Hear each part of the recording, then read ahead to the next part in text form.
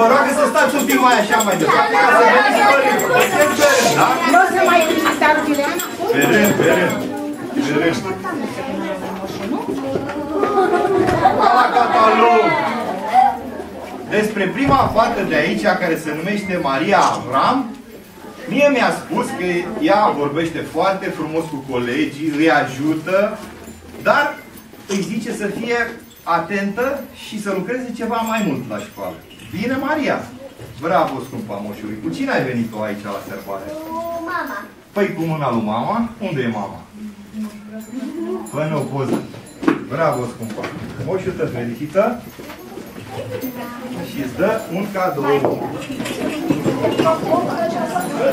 Uite, aici. Poftim, să crești mare. Hai să stăm noi așa frumos, să ne așteptăm. Hai, asta. Haideți să stăm. Jos, Da, da. la distanță mai mare, așa? Așa spune. Hai că dacă vreți să le dau... Mi-a spus și despre Eliana. Eliana Băcilă. Este o fată foarte cu minte, care se împrietenește ușor cu copiii, este mereu atentă, da? Este tot timpul în mișcare ca să vină cu necesarul de rechizitele. Cam ce se întâmplă cu ele? Vrei să le ai tot timpul la tine?